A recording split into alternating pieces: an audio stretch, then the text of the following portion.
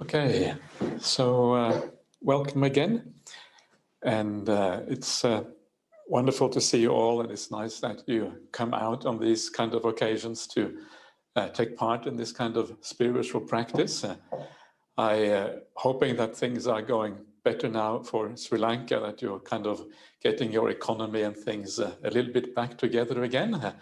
But the wise people, the people who understand what the Dhamma is about, when the world is going wrong, when the economy is going wrong, they actually practice even more because they understand the importance, why the Dhamma really matters. These are the times when it becomes clear what the Buddha was talking about the world being problematic and all of these kind of things. And sometimes it's strange. Sometimes you find that people, when the world goes wrong and when things go bad, actually what they do instead of practicing Dhamma, what they do instead is they discuss the world, they become obsessed about the world, trying to sort it out, and they forget about the Dhamma practice, when actually what they should be doing is being more concerned about the Dhamma, more dedicated to the Dhamma, more committed to the Buddhist practice, because that is really the only way out when the world and everything is going wrong. So it's wonderful to see that you're understanding these things in the right way. You haven't got these things kind of, upside down, as they say, but you have understood how to actually apply these things. That's marvelous, marvelous to see. And I have to admit, I feel really lucky. I feel really fortunate to be a Buddhist monk at times like this. I feel like, yay, I have drawn kind of the highest, the best number in the lottery, the $1 million number or whatever it is, being a Buddhist monk. And maybe Venerable Sel thinking the same thing, and maybe Venerable Bhattametta Vihari, because you realize that, this really is in the end, the only way to live your life at the end of the day. And we're all heading in that direction.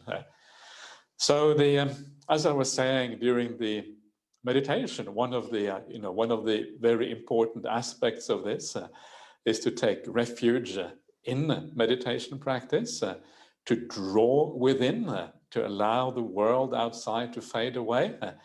And I don't know about you, but there's something very beautiful about that, very powerful, when the mind lets go of the world and goes within and doesn't care about the external things anymore. You can almost feel the idea of refuge as you do that. You can feel that there is like going into this balloon almost, with these walls around you, withdrawing from this troublesome sphere outside. And so you can start to understand straight away what the Buddha meant when he said that the four satipatthanas, they are the refuge. Yeah, this is the island. The Dhamma is the island. The Dhamma is the refuge. The Deepa, the Sadhana, this is the words that he uses in the Mahaparinibbana Sutta. And the reason why the four satipatthanas are that refuge is because they are precisely about meditation practice.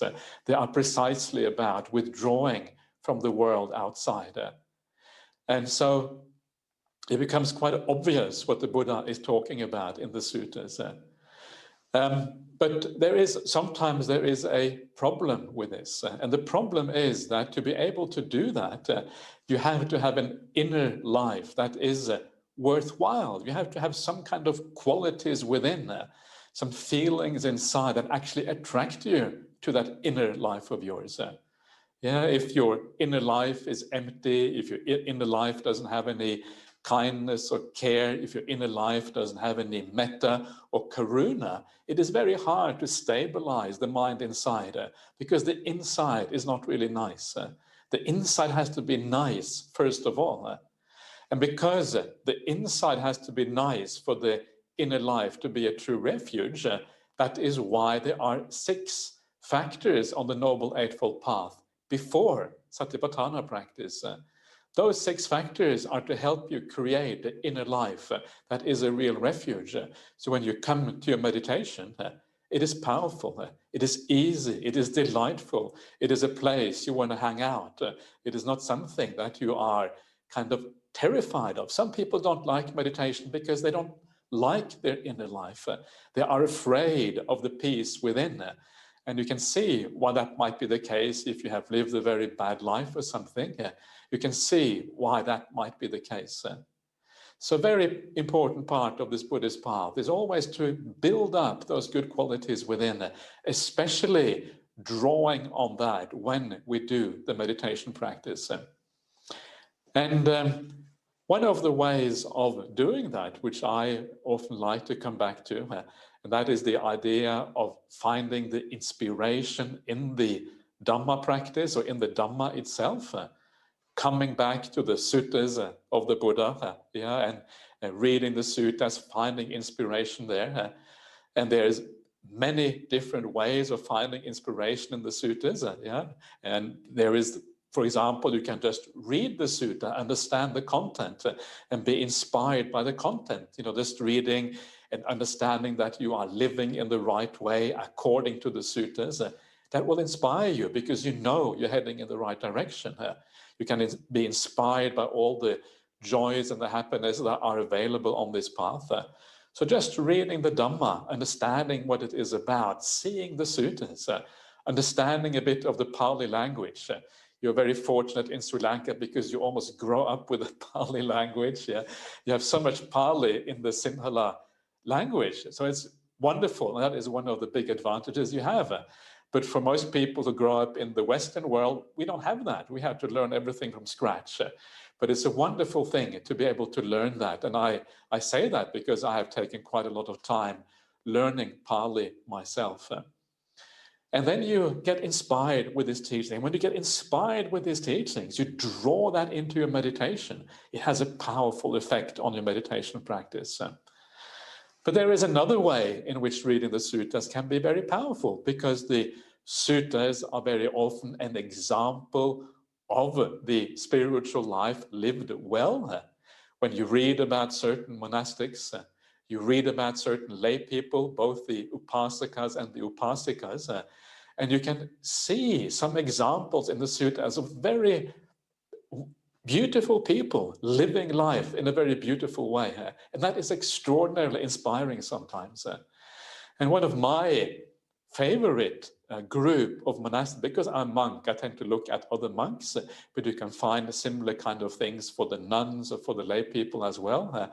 But one of my favorite group of monastics in the suttas is the group of 3 monks who often live together. And those of you who know the suttas will be aware of what these 3 monks are. These are the group of 3, the Venerable Anuruddha, who was a very famous monk at the time, of course, and then his 2 friends, Nandiya and Kimbila, who always tended to live together. And the way that they are described in the suttas, they are almost like the ideal monks, how to live together in the community life, how to live in such a way as to actually take the teachings to the highest potential, all the way to the very end of the path.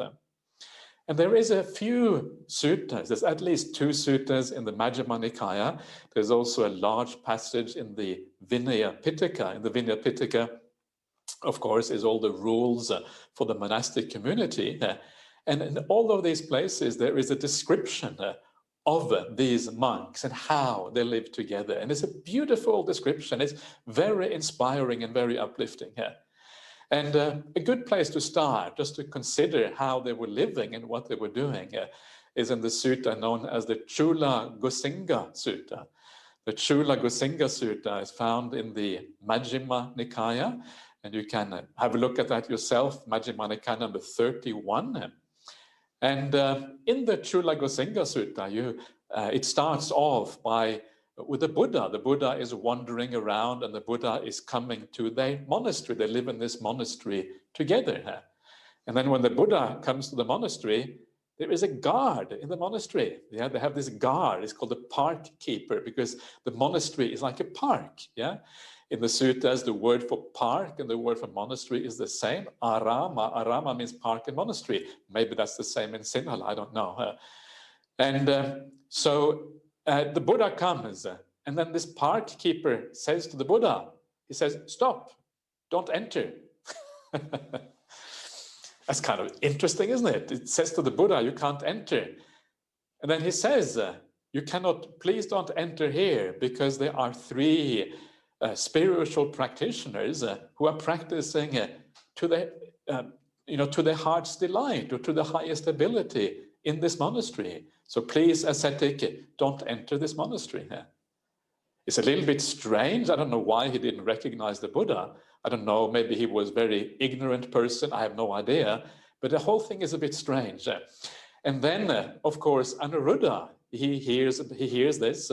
He hears the parkeeper saying this to the Buddha. And then he says to the parkeeper, please don't stop the Buddha. The Buddha is our teacher. Please allow the teacher to enter the monastery. So this is how it starts out. Yeah, it's this idea of three monks with their own guard, yeah, like a guard standing at the gate, living in seclusion, living on their own, and having the idea here is that no one else disturbs them. It's just the three monks. It's the idea of complete seclusion, living in your own monastery, like you find forest monks and forest nuns perhaps doing even in the present day, also in Sri Lanka, by the way.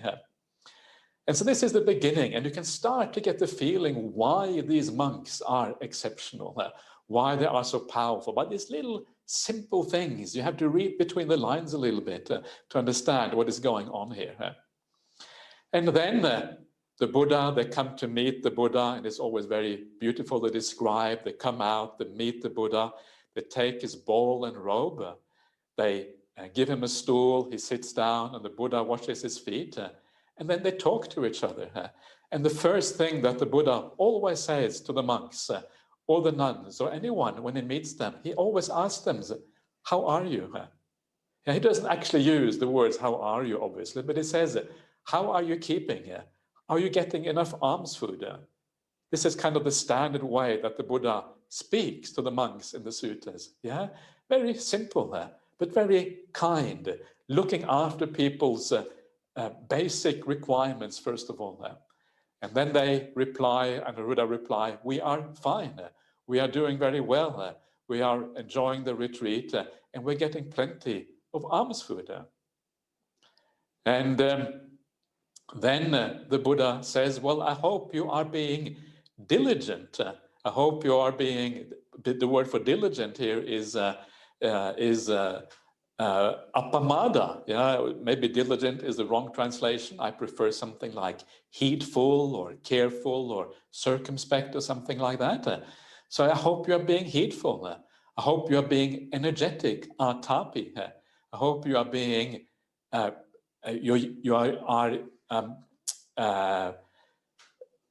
practicing well, or something like that. Pahitatta is the last word they found in the Pali. And then Venerable Anuruddha explains to the Buddha how it is that they are heedful, how it is that they are being energetic, and how it is that they are applying themselves in a good way. And I will just skip that now. I will come back to this later in this talk. But you will be surprised that the idea of being diligent or heedful, the idea of being energetic and applying yourself in the right way is so simple. It is incredibly simple. It is so simple that it almost, when you read it, you almost don't notice it. But of course, the point is that this is a very important part of the instruction in the sutta, because this heedfulness that these monks have here in this context, this is what enables them to be exceptional monks. This is the thing that drives the path. This is the thing that enables them to become arahants later on. Because after this question, after asking the monks, are you being heedful? Are you being careful? Are you being diligent? The next thing the Buddha asked them, well, while you are being heedful in this way, I will come back to the answer to that question later on. Are you achieving any results? And then Venerable Anuruddha replies, of course we are. How could it not be that we are? How could it not be that we are achieving results?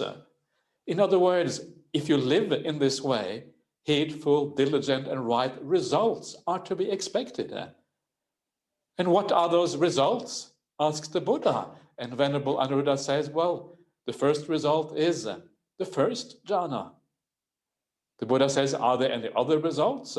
And it says the other result is the second jhana. Are there any more results than that? Well, another result is the third jhana. Any more results? The fourth jhana. Any more results? All the immaterial attainments. Are there any results apart from that? Well, actually, we're all arahants. So these are the results. Isn't that kind of marvelous? It's this very simple setup. They start out by describing how they live, diligent and heedful, and these are the results from that practice. And of course, these are the results that we're all looking for. Yeah, every one of you, even if you have, when you're enjoying your meditation a little bit, you are approaching, you're moving in the direction of these kind of results, these kind of benefits on the Buddhist path. So this makes it very interesting what Venerable Anuruddha, Venerable Nandya, and Venerable Kimbala, what they were doing, right? It makes it very interesting because if we can do the same thing that they were doing, it means we are going to get the same results. So we want to talk about what it is that they were doing here, but not quite yet, because before I get there, I'm going to talk a little bit more about this group of 3 monks and how they actually were practicing and what kind of people they were. And to understand this from a slightly different context, I'm now going to talk a little bit about the story from the Vinaya Pitaka. This is called the Kosambi Kandaka. Kandaka, this is the chapter on Kosambi. And this is where we find the very famous incident in the suttas or the Vinaya. And this is the incident of Kosambi, when there was a big argument in the Sangha, and the Sangha was kind of splitting apart. There was monks on one side and monks on the other side. And it was very difficult, a very problematic time. And it was almost as if there was a schism, a Sangha Beda happening at that particular time. And we all know how serious it is to have Sangha Beda, have a schism in the Sangha. And so because there was this big problem, and then one of the monks, he went to the Buddha and said, please, Venerable Sir, please come and help out and see if you can unify the Sangha for us. You can speak to the monks and ask them to come to the senses. We don't have this kind of split and problem in the Sangha. And so the Buddha goes to the Sangha, he speaks to all the monks, and then when he speaks to all the monks, he says, please, don't argue. This is a serious matter. The Sangha is being split. Stand back. Understand what is really important. The Buddha was saying, basically, this is bad for the Sangha. This is bad for the Dhamma. This is bad for everyone, that we are arguing and quarreling in this way. And what do the monks do? The monks are actually, the truth is, they are being disrespectful to the Buddha as a response. What they say to the Buddha, they say, Venerable Sir, don't worry about this. We will look after this quarrel and argument ourselves. You just go on retreat. You just go and enjoy your meditation practice. You go and enjoy the Ditta Dhamma Sukha Vihara, which is the happiness in the present life, which is basically another word for the jhanas. You go and enjoy that. We will look after this argument. So basically, they don't want to listen to the Buddha. They kind of dismiss the Buddha. It's quite bad, right? But this is often what happens when you have arguments like this. Because when there are arguments, we become very often stupid. We just go with the crowd. When the crowd says, we've got to do something, then you follow along with everyone else. And when you follow along with everyone else, you tend to become a stupid individual as a consequence. And you can see this around the world so often, how stupid people become in crowds, how we always get drawn along with everyone else. When everyone else says that we have to use violence to sort out the problems in society, you say, yes, we have to use violence. And the energy of the crowd, the anger of the crowd draws you in. And we all become a little bit stupid when we are part of the crowd. Even the Sangha, even the monks fall prey to these kind of psychological tendencies to be drawn by this crowd mentality, as it is often called in psychology.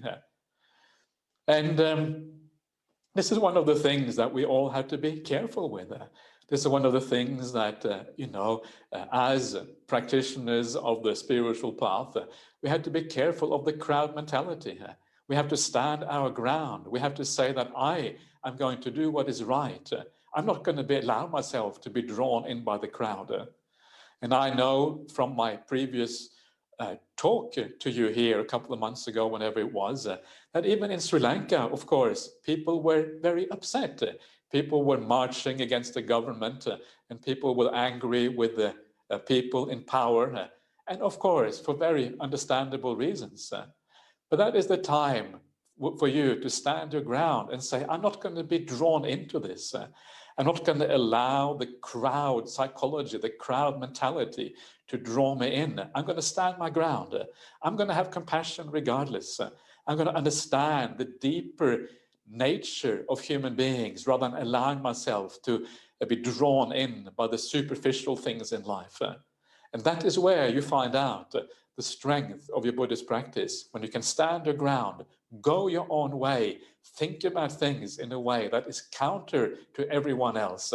That is where the power of your practice becomes important. And this is so important in life because there's so many times in life, maybe when you go to work or you are in your family life or in your social gatherings or whatever, where we tend to be pressured by the crowd to do things in the wrong way because other people expect us to do certain things and because human beings are social animals. Social life is very important for us. Without a social life, there is nothing really. Social life is so important. So we tend to often follow along. But that is where we have to really learn to stand our ground and to say, this is my life. The Dhamma is what matters.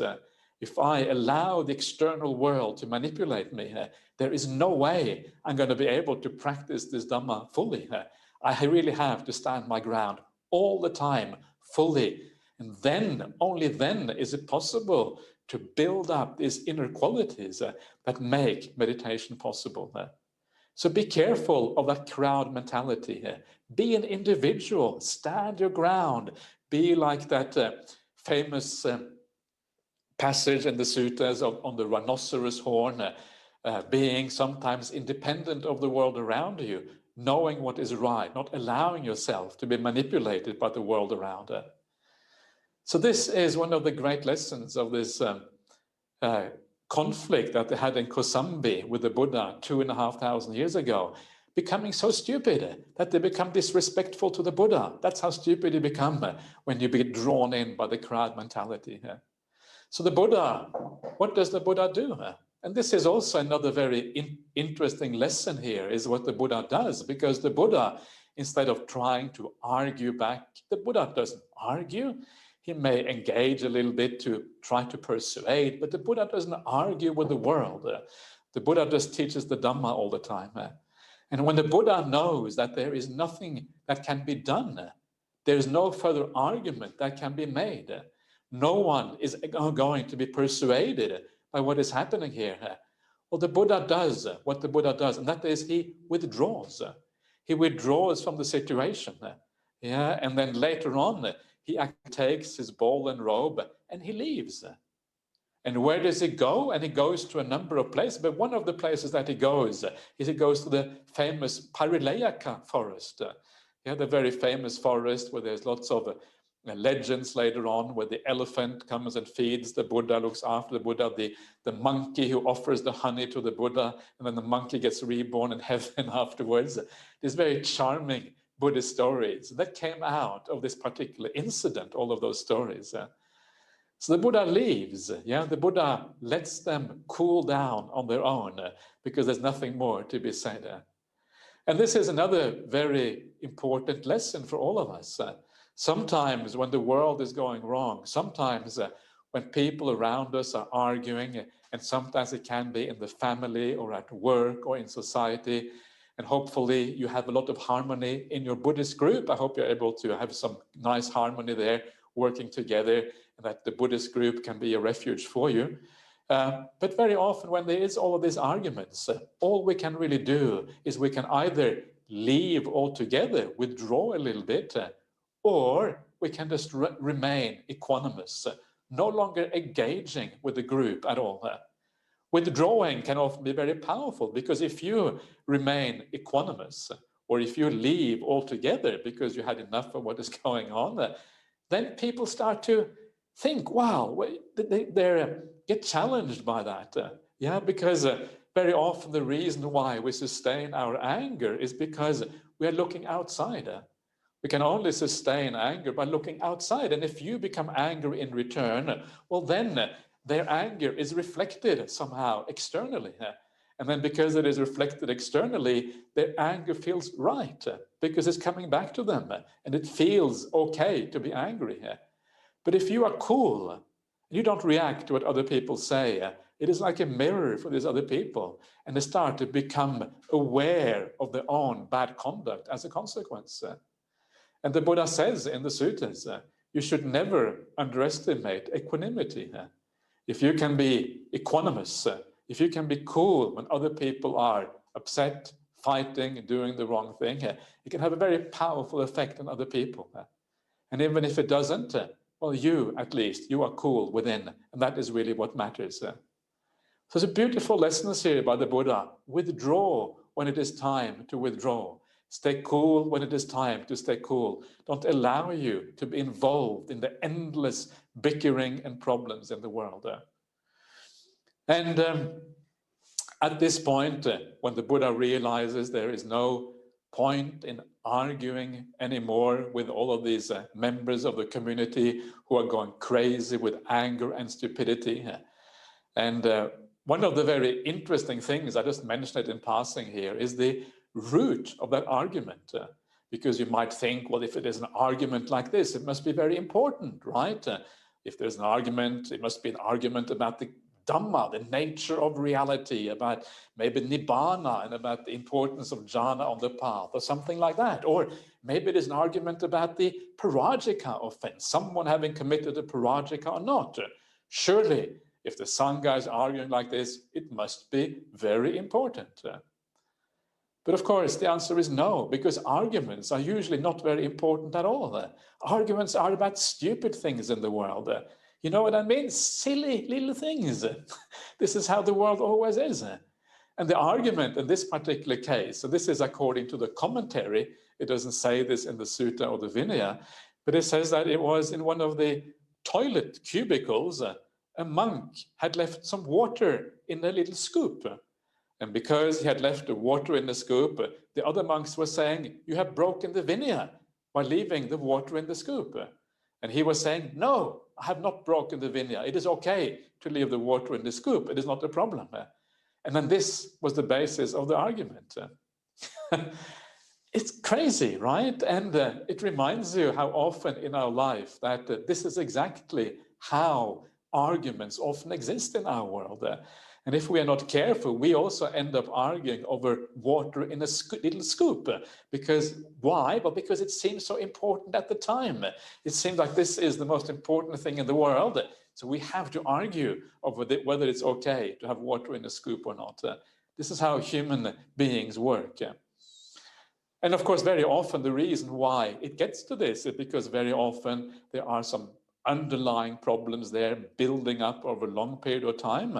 There isn't enough metta, and because there isn't enough metta, because maybe anger or ill will building up, suddenly the final thing, the straw that breaks the camel's back, as they say here, is a small little thing, and then everything breaks out in a very bad way as a consequence.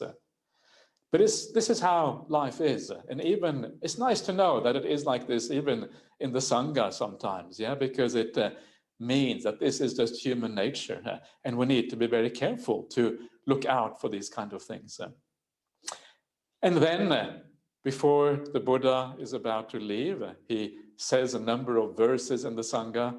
These are some of the most famous verses in the Pali Canon. These verses are found in the Vinaya Pitaka. They are found in the Majjhima Nikaya, in the Upakilesa Sutta. They are found in the Dhammapada. They are found everywhere, very, very famous verses. And this is where the Buddha says, the first verse is something like, I probably can't remember this properly, but something like, when many people are shouting together, no one understand that they are a fool. Yeah, when everyone is shouting together, when everyone is in a crowd, we become stupid. We shout with everyone else and think that we're doing the right thing here. And even though the Sangha is being split, still we keep on doing the same thing here. And then the next verse, the Buddha had the very famous verse about when you think he beat me, he robbed me, he hit me. When you keep on thinking like that, you are never going to let go of the ill will. Yeah, when you keep on thinking like that, there is no solution to the problem. But the person who does not think he beat me, he robbed me, he hit me, that is the person who gets rid of ill will in this world. And this is a very, very powerful verse. I'm not going to talk about in depth because it is so much to say about this, but it's very, very powerful. I'm sure that you as Buddhists, you have heard this verse many, many times, and you probably know it in Pali. You probably know it backwards and forwards and upside down and sideways and all of these kind of things because you heard it so many times. But it's very beautiful verses. I don't even know it in Pali myself, so I can only say it roughly in translation. But even though you have heard it many times, the question still arises, well, how do we actually do this? You may hear these teachings, you may agree with these teachings, but actually doing it is a completely different ballgame. It is easy to say, you shouldn't think he beat me, he hit me, but how do we actually think like that? How do we avoid thinking in that way? That is really the big question. And this is, of course, a very important part of the practice of Dhamma, not to think like this. And one of the most important ways of not thinking like that is to understand that when other people do treat you badly, is to remember that it has nothing to do with you. It is not personal. It has to do with the other person. It is the other person's problem. They are the ones who don't understand what they're doing. They are the ones who are acting out the stupid conditioning from the past. So don't make it personal. Have compassion for the person who is acting badly, and then you're going to be on the right track. This is such an important teaching, and it is so important to understand how to make it work out in practice. Otherwise, if it's just a theoretical thing in a verse, it's not going to have much impact in your life. And then the Buddha says, the other very, very, even more famous verse, the verse where hatred never ends through hatred in this world. Hatred always ends through non-hatred. This is an eternal law. This reminder that hatred, anger, ill will is never an answer. Every time you have ill will, every time you get upset about something, you know you are on the wrong track. You know that there is no solution by living like that. It only makes things worse. If you want to help yourself, if you want to help society, the only solution is actually not getting angry, not getting upset. It's such a eso sanantara dhammo or something like that. This is an eternal law. It's a beautiful idea. It is like this is what the wise people always understand, that always the answer to hate is always kindness. It is care, it is compassion, it is not having hatred back in return. That is what the Buddha is saying here. It's a beautiful idea. Then the Buddha carries on, and he also then says something about the idea that, if you can find a wise companion to practice with, then you should rejoice with that companion day and night. If you can find a wise companion, if the people who you are staying with right now, the good Buddhists in the world, the people who practice well, if you can stay with them and practice with them and carry on in peace, then what a wonderful thing that is to have that support, to have those Kalyana Mittas. This is like Venerable Anuruddha, Venerable Nandiya, and Venerable Kimbala. The three monks supporting each other, living together in peace and harmony, and then having success as a consequence.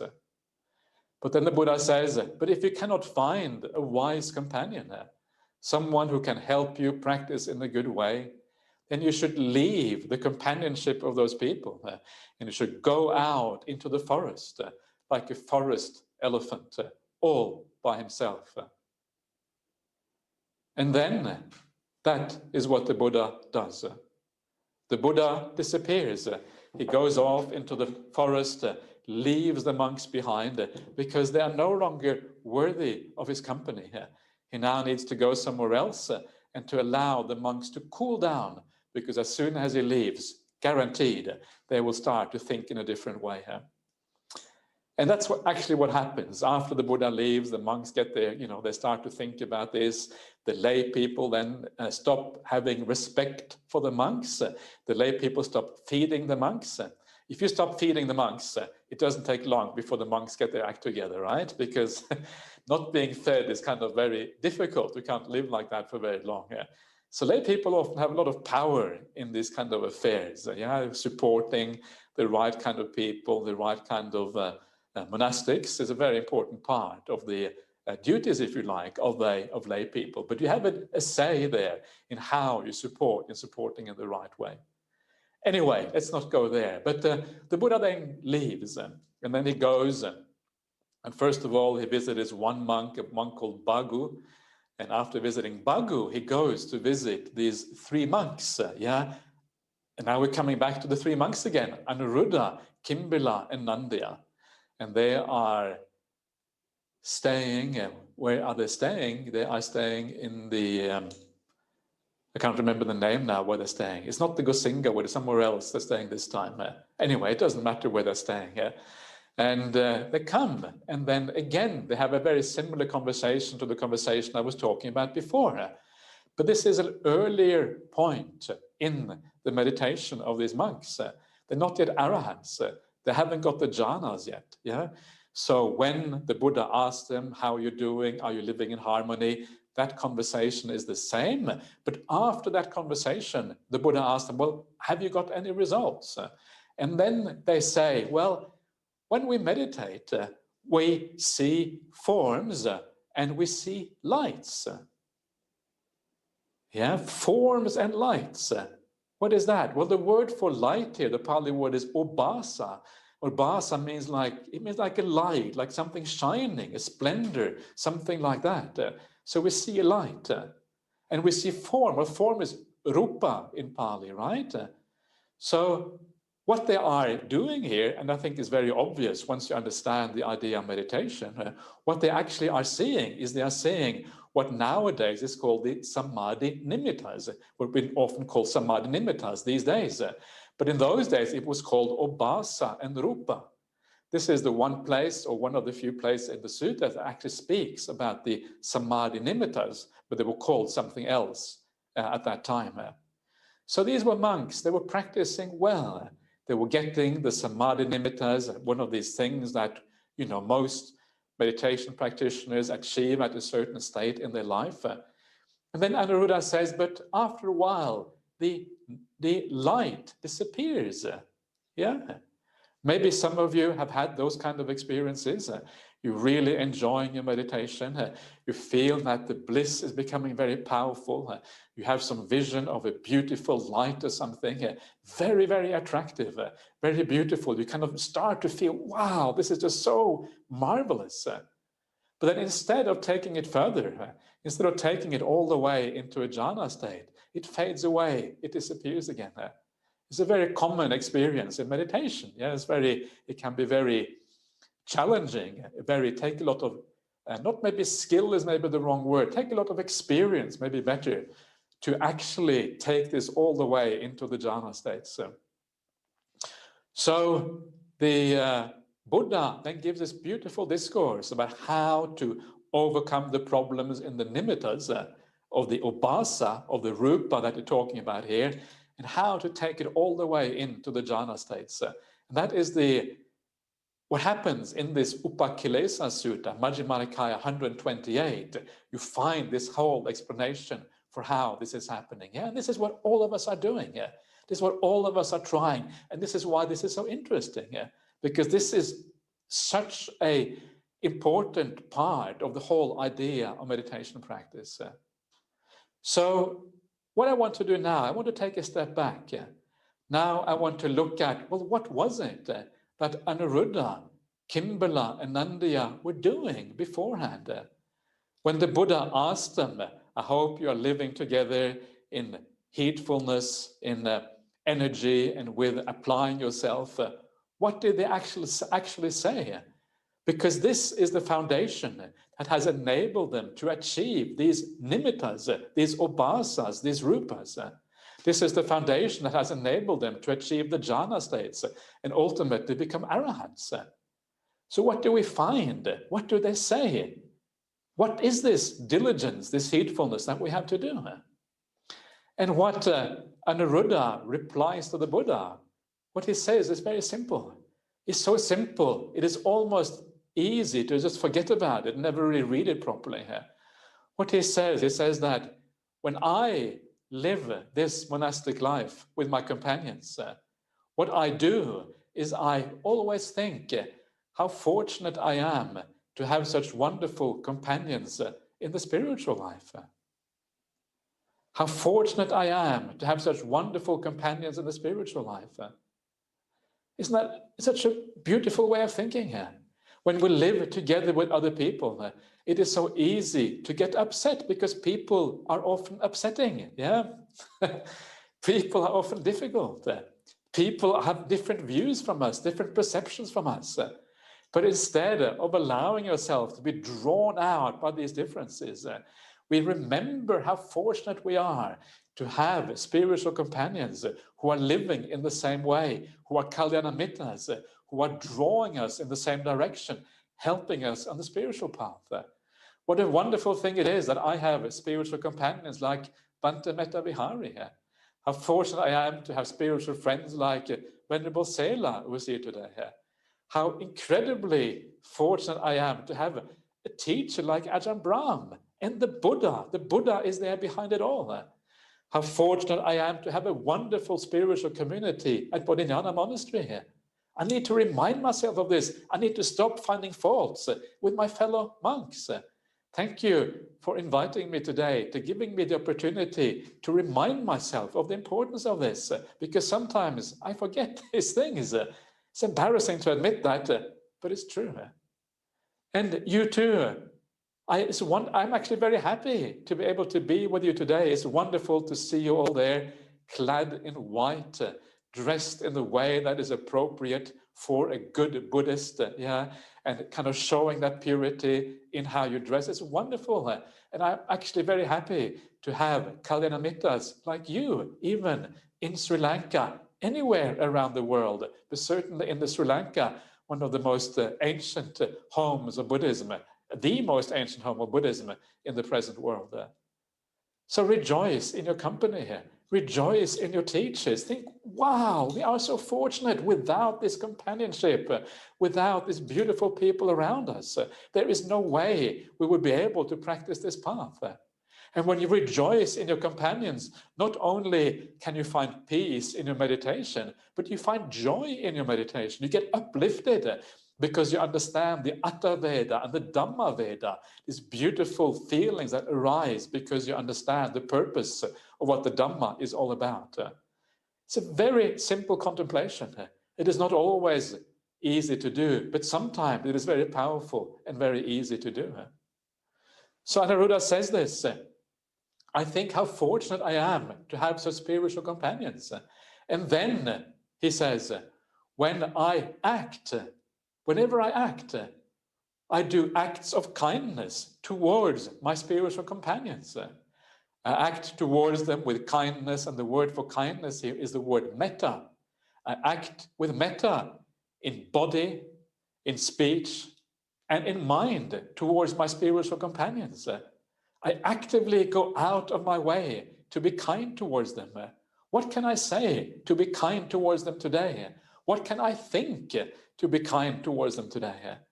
And when we deal with each other in this way, with kindness, with generosity, with care, with beautiful speech, even having these beautiful thoughts inside of ourselves, of course, you're going to have a beautiful, harmonious, and kind community. And then Anuruddha says, and then I think to myself, why don't I put aside what I wish to do and instead do what these venerables wish to do? In other words, why don't I put aside my own concerns? Why don't I put aside my own ego? Why don't I put aside my own selfish interest and do something for the community, for my fellow monastics? When they say, why don't we do this? You say, oh yeah, good idea, let's do that. And then, of course, you can see how you are creating an extraordinarily harmonious and beautiful community by this kind of conduct. And this is essentially what he says. It is so simple. Yeah, there's very, very little going on there. Later on, Anuruddha also says to the Buddha, actually, we don't really talk too much together at all. We never really talk. We sit down once every 5 days. Once every 5 days, we have a Dhamma talk. The rest of the time, we don't really talk. We just kind of make signals to each other. So it's a very quiet and peaceful way of living as well.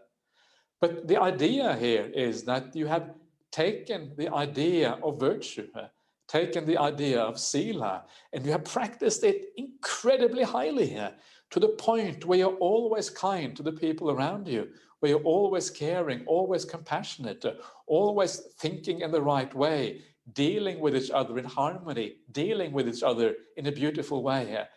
And this is what the first 6 factors that I mentioned before of the Noble Eightfold Path are all about.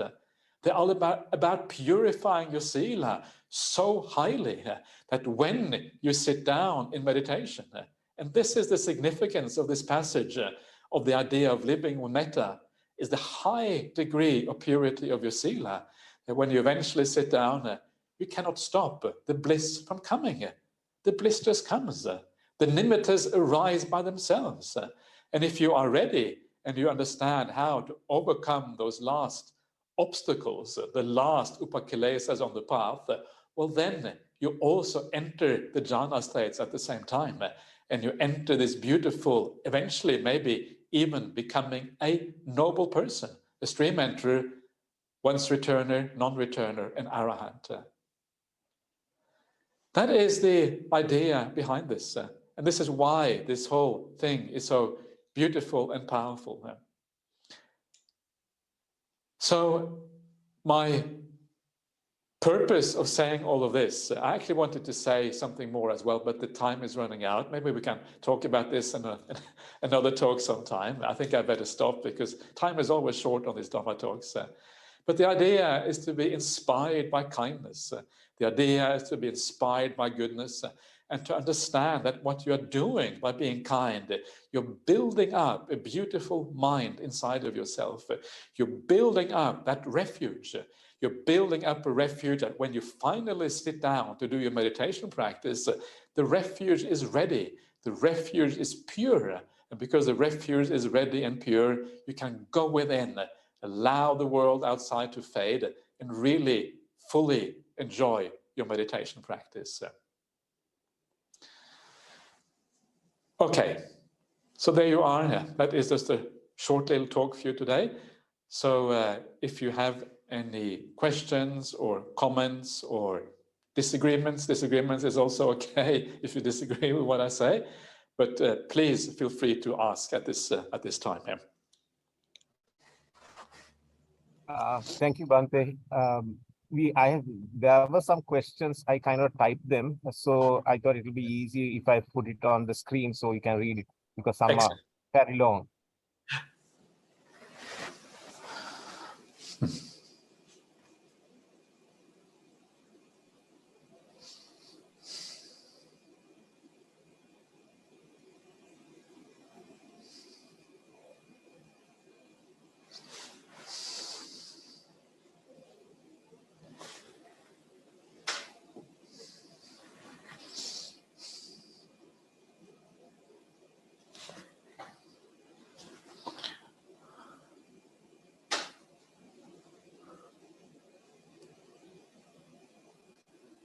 There are 6 questions, Bhante. This is the first one. So once it's done, I'll move on to the next one. Okay. Okay, so the non-self nature of the, so we have some control of the khandhas. Yeah, the idea is that, you know, when you say we have control, it's a loaded word, but you have it's better maybe to say that you have the ability to condition your khandhas. And you can say the whole of the spiritual path really is about conditioning your five khandhas. Yeah.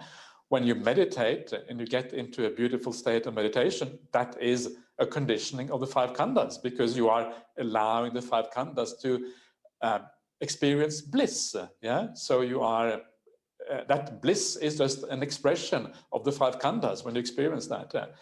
Also, another way, of course, of changing your five khandhas is the idea of just living well. When you live well, and by trying to always be kind, you are changing the sankhara khandha. The sankhara is the will, is the intention, and your intention is changing. You are changing to have more, the intention of kindness in your life. Maybe when you grew up or when you were younger, maybe you had more ill will, yeah, etc. Then gradually you tame that ill will by thinking in the right way, and then you change your khandhas in this way. So it is true that the idea is five khandhas are non-self. It's also true that you have the ability to condition the five khandhas. So how do we square these two things? How do these two things work together?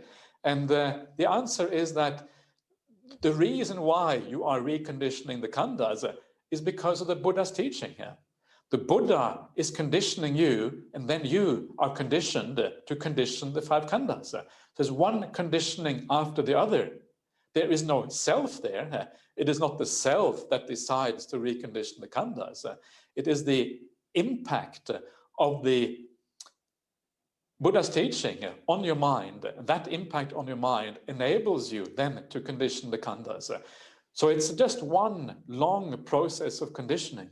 And this is why it is so important to always come back to the suttas, always come back to the word of the Buddha, because this is what actually allows you to make that conditioning process happen.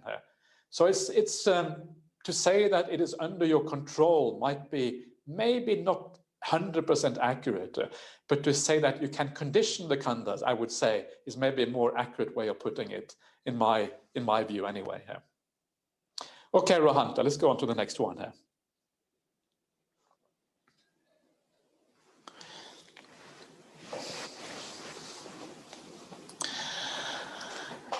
Okay, I'll read it out. I can't fully see it, Rohanta, because it's hiding behind the. That's better. Yeah, that's wonderful. Yeah, so I'll read it out just so everyone can hear the question. Dear Bhante, samatha versus vipassana jhana have different explanations. It is the difference between pre-Buddha versus Buddha jhana. It is a state close to what one gets when emerging from anapanasati jhana, though not that deep, but before one starts contemplating, etc. What is your take on it? What do the recognized text state, and how and from where did the differentiation come from? Point B means that one can do contemplation after reasonable deep meditation. Else are we not expected to do any contemplation unless emerging from jhana states? Okay, so the difference between pre-Buddha jhanas and post-Buddha jhanas is right view. Yeah, that is the difference. After the Buddha arrives in the world, there is right view. And because there is right view, it means that you can understand your experience in meditation in the right way. Yeah, before the Buddha, people would take the experience in meditation as a self, the Atman. The Atman, yay, I found the Atman. That's what the famous Brahmanical Brahmins would say when they had a deep meditation experience, samadhi, jhana, whatever, they would say, Atman, I found you. Because that is the natural inclination of the human mind, to see a self in these things. So that is really the important difference. Yeah, so it allows you to see, understand, right view is the important distinction there. And this is why in the suttas, this idea of samatha jhana, vipassana jhana is not found in the suttas. It's not found in the word of the Buddha. In the suttas, what you find a distinction between samma samadhi and miccha samadhi. That is the important distinction here. And miccha samadhi in the suttas is the samadhi which has wrong view, is the samadhi that is not supported by the other 7 factors of the Noble Eightfold Path. So the other 7 factors of the Noble Eightfold Path, it starts with right view. So if you haven't got right view, it's miccha samadhi. But if you have right view, then it is called samma samadhi. That is the important factor. So if you have samma ditti together with samma samadhi, then you have the dynamite, you have the the material that you need, and all you need then is to get the meditation to get to that state, and because you have right view, it's going to take off, and it's going to give rise to enlightenment experiences as a consequence. You're not going to go wrong as a consequence. So this is the important distinction in the suttas: miccha samadhi versus samma samadhi. Now, the idea of vipassana jhana is not found in the suttas. It is found, I don't know exactly where it is found. I don't think it is found even in the commentaries. Maybe it is found in some kind of sub-commentary somewhere. But the whole idea is very misleading, because the whole point of jhana, the whole point of samadhi, is the idea of having the mind merged, having the mind come together. And it is that coming together of the mind that is required for it to be a real state of samadhi. Yeah, that is kind of the point. And we want to get as far as we can on that merging of the mind. The more further we go along that path, the more powerful the mind is going to be, and the greater is our ability then to see the nature of reality, yatabhut and anadasana, when we come out of that samadhi. So what then is the connection between samatha and vipassana? And I would say that the connection is very simple. In the suttas, samatha and vipassana are not things that we do. In modern meditation circles, we are told you either do vipassana meditation or you do samatha meditation. That is not what it says in the suttas. In the suttas, samatha, vipassana are the outcome of meditation. Not what you do, but what happens when you do meditation practice. So, for example, if you do anapanasati, if you watch the breath, there are 2 outcomes of watching the breath. What are those 2 outcomes? Samatha, you become calm, and vipassana, you see things clearly, because a calm mind sees things clearly. So the outcome of any meditation practice that works, if you're doing a good meditation practice, the way that you know it works is that it leads to 2 things: samatha and vipassana. All meditation should lead to those things. Then it is a good meditation practice. So what about the idea of doing vipassana then? Where does that come from? And it is not found in the suttas. But what the suttas do have, they have a large variety of different kind of contemplations, different ways of thinking about the Dhamma, right? So we have the idea of developing various kinds of sanya. Sanya means perception. And this is something you can do. And this is something that perhaps you can call that vipassana if you like. And this is things like understanding the impermanence of the 5 khandhas, panchakanda, anicca, anupassana, or something like that. It is seeing the sabbaloka anabhirata sanya, the non-delight in the whole world, the pahana sanya, the perception of abandoning things, the ahara patikula sanya, the non-delight in food, the 31 parts of the body, the asubha sanya. All of these kind of things are ways of developing that kind of right outlook, the way that aligns with the Buddha's way of thinking about the world. And if you contemplate like that sometimes, and to me, one of the best ways of contemplating that is just to look at the world, look at all the problems in the world. And when you look at all the problems in the world, it turns you away. And that is seeing the impermanence in the world. That is seeing the inherent unsatisfactoriness in the world, the non-self of the world. When you see how useless it is, how unreliable it is, and it wants you want to meditate when you see that. You want to practice the spiritual life when you see how problematic the world is. This is part of this kind of insight practice.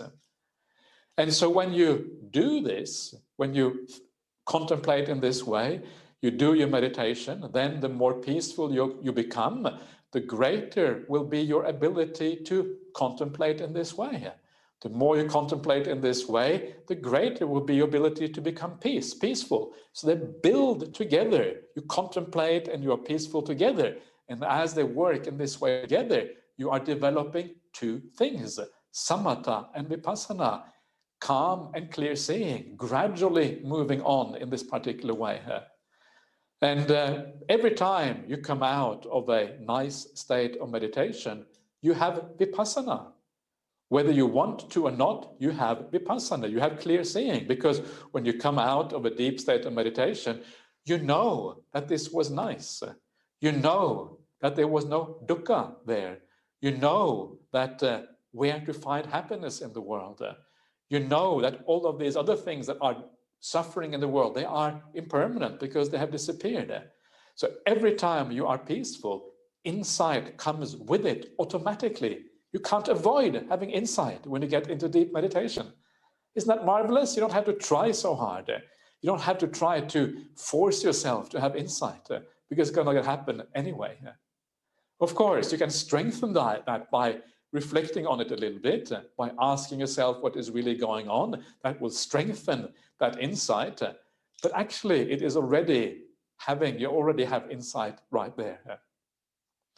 Anyway, I better stop there because I'm talking too long now on a single question. So Rohanta, can we please have the next one here? Dear Bhante, can you please advise me on how to do a self-retreat at home? That's a very nice idea. That's a wonderful thought to have. And maybe this is an idea you got during the COVID pandemic, because it's really a really good idea. So to do that, you have to kind of imagine that you are in the kuti in the forest somewhere. Yeah, this is kind of the idea. So what is it like to be in the kuti in the forest? Well, when you are in the kuti in the forest, you don't have any contact with other people. So the first thing you have to do is to turn off your mobile phone completely, absolutely. Put a sign on the door saying, silent retreat, don't disturb, or something like that, or on your room or whatever it is. And then so you kind of reduce your contact to the minimum with the world outside, just as if you are in the kuti in the forest. Then if you want to take it very seriously, you want to do it properly, you can undertake the 8 precepts. Yeah, you only eat at the right time, only not eating in the evening. You don't have to do this. You can eat in the evening if you want to, but if you want to do it really properly, you can do it like a monk or a nun might do in the forest. Okay, I'm only going to eat twice a day. Yeah. So your refrigerator is like your arms round. You go on arms round to your refrigerator, yeah, or to your pantry or whatever it is. You go to arms round there, and then you kind of collect what you need for your meal, and then you have your meal in a very simple way in this way. Yeah. And then you spend your time in meditation practice in the way that you are doing now. And when you do that, use this idea of imagining that you are in the forest, imagining that you are by yourself. You are far away, yeah, from other people, because this perception of emptiness, the perception of the world being empty of other people, being empty of sounds, being empty of all of these kind of things, that perception is very powerful to make your meditation work. because the more things are going on, the more difficult it is to actually be able to focus and to be with your meditation practice. Then make sure that you have inspiring Dhamma available to you. Read a few suttas if you enjoy to read the suttas. Listen to some inspiring Dhamma talks if you enjoy some inspiring Dhamma talks. Listen to some guided meditation sometimes if that helps for you. Bring the Dhamma powerfully into your life. And as you bring the Dhamma powerfully into your life, it's going to enable you to carry on that self-retreat at home as a consequence. And then just enjoy. Don't overdo the meditation. Don't overdo trying to be a super duper ascetic. Make sure that you enjoy what you're doing. If you don't enjoy the meditation, it is not going to work. Always enjoy. Always make sure that you are at peace. Don't strive too hard. The majority of people in the world, they make the big mistake in meditation practice of always striving too hard. There should be no striving. There should be enjoyment. There should be peace. There should be letting go. So don't strive too hard. If you find that it becomes too heavy, stop. Do something else. Do some reading. Have a cup of tea. Do some walking meditation. Go for a walk somewhere if you can, if you have the ability. And then come back again to your meditation later on. The idea of enjoying meditation is so important for the spiritual path really to work out. So I wish you the best of luck with your self-retreat. It is marvelous that people are doing these kind of things. So I wish you all the very best for that. So Rohanta, please, we can carry on. I'm very happy to carry on with the last few questions. If you are happy on your end, then I'm quite happy to do it from here. Dear Bhante, how are mind objects different from sense objects, qualitatively and cognitively? And are mind objects more aligned with the ashravas or the karmic flows? And how to deal with mind objects when they emerge in meditation practice? So mind objects are very, very diverse. And what you need to do, we need to distinguish between different kinds of mind objects to be able to make sense of what's going on here. So mind objects can be very similar to sensory objects. Yeah, you can think sensory thoughts. You can think, oh, when is my next meal going to be? Oh, I'm feeling hungry. I'm not sure if I want to be on these 8 precepts. Yeah, I always have compassion for lay people because lay people are not used to not eating in the afternoon. So it can be much more difficult for lay people to do this. For monastics, we kind of, after a while, it becomes par for the course, not eating in the afternoon, so it's quite easy. But for lay people, much more difficult. So my point is just that sometimes these sensory thoughts, they come up, yeah? And when the sensory thoughts come up in the mind like that, it is almost the same as if you experience it through the 5 senses. It doesn't make any difference. It is the same kind of problem. We haven't really overcome sensuality yet when these things arise. So a very important part of overcoming sensuality or overcoming ill will is to overcome these as mental qualities, not only as sensory qualities. Yeah, that is a very important part of this. So you have to deal with these mind objects. You have to deal with these ashravas, as you call them. Yeah, these karmic flows. You have to deal with them in the way we always deal with these things. Getting angry is not going to work. Having ill will is going to be a waste of time. In fact, the Buddha says it goes in the exact opposite direction. Being interested in the sensory world is crazy because the sensory world, all we have is we have financial collapse, we have wars, we have crazy people doing crazy things. Forget about that world. Withdraw from that world. So these are the ways of dealing with that. But then in the mental world, you also have the beautiful mental objects. Yeah, the mental world is full of beautiful things as well. The joy, the happiness, the samadhi nimittas, the obhasa, the rupas we've been talking about, the jhana states. These are also objects of the mind. Yeah, these are objects that we should apply ourselves to. These are the objects we should try to develop.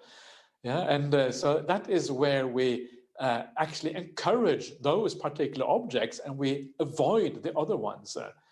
So you can see here how whether it is the mind or the five senses doesn't actually make that much difference. It's the same kind of idea. There are certain things that are defiled, that are bad for us, yeah, and because they are defiled and bad for us, we try our best to avoid them. And then there are other things that are purifying.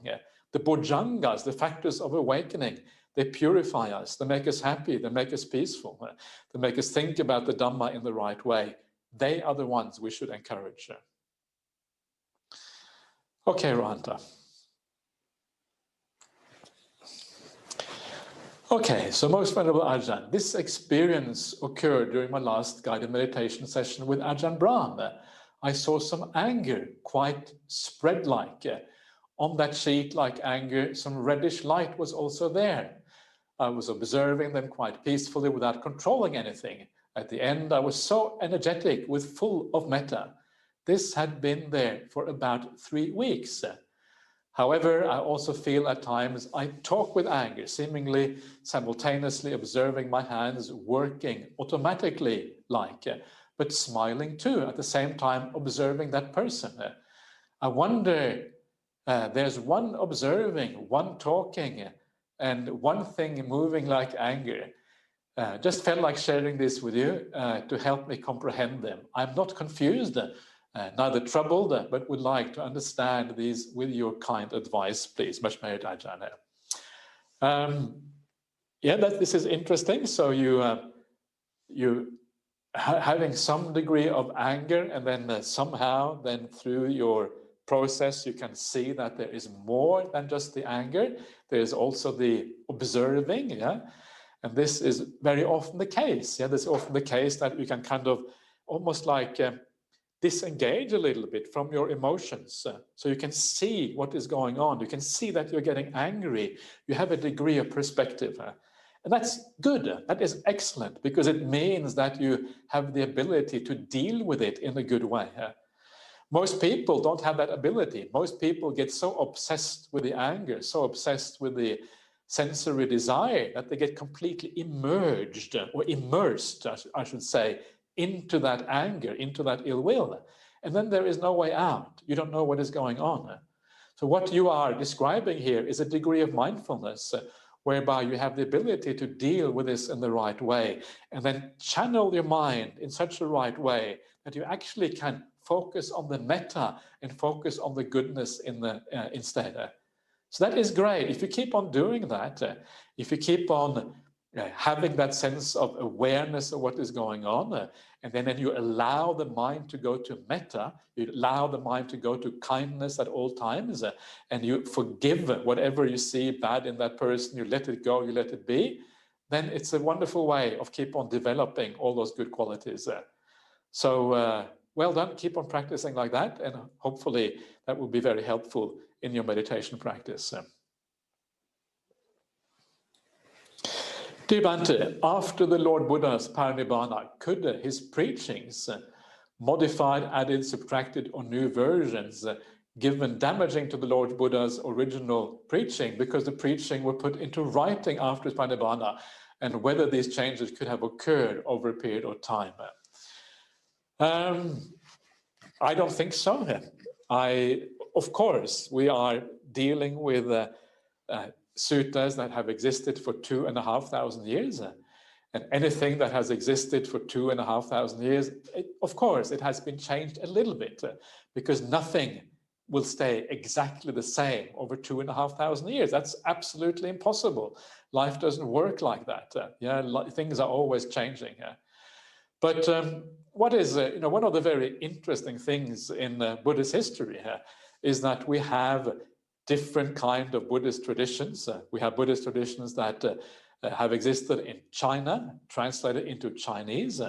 We have Buddhist traditions that went to Tibet, translated into Tibetan language.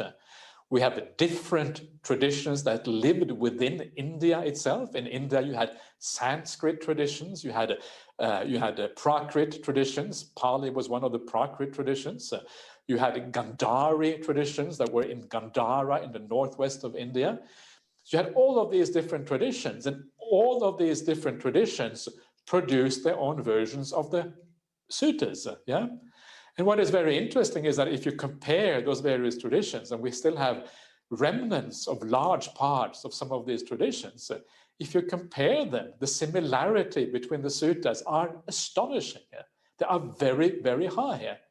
And some of these schools, some of these different traditions, they're separated around the time of Ashoka.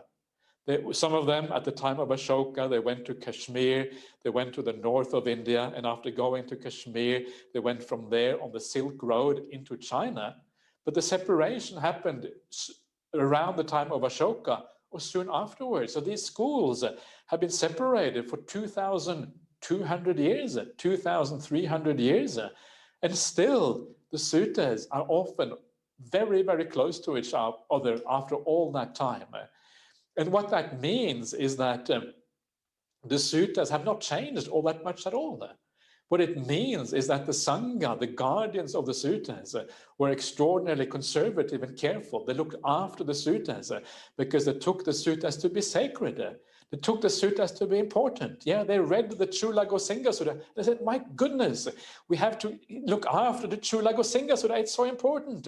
Look at these beautiful monks, how they live together. We need this inspiration for future generations. And because of that, because they were inspired by these things, because they understood what was going on, they looked after these things. They really appreciated these suttas. They cherished the word of the Buddha. They understood that the word of the Buddha is important for the world. We can't throw it out. So this is what we find, this incredible conservative ideal within the Buddhist circles. So we know that it has been conservative for 2,300 years. And then from the time of Ashoka back to the time of the Buddha is maybe only, people have different estimates, 100 years, maybe 200 years. Well, if we have been so conservative for 2,300 years, it is very reasonable to think that the time before Ashoka also, they were very conservative, right? Because that is how it is written into the suttas. We should be conservative. We should be careful. We should look after the suttas in a good way. So I think we can say with very, very high degree of certainty that we don't have exactly the word of the Buddha, but what we do have, we have the same things that he taught. Dependent origination, he must have taught. The Four Noble Truths, he must have taught. The Noble Eightfold Path, he must have taught. We know that with almost absolute certainty because all of these important teachings of the Buddha, they exist across all the various Buddhist traditions now, and there is no reason to think that it was ever different from that. Okay, Rohanta, that is all I have to say today. So, Yeah, shall we? Thanks a lot, Bhante. Yeah, Rohanta, Thanks. just before, shall we just finish off by paying respect to the Buddha Dhamma Sangha? So everyone, let's just so let's just pay. Of course. Excellent. Let's just pay respect to the Buddha Dhamma Sangha. So whatever you can do in your own, and we'll just do a very quick, homage.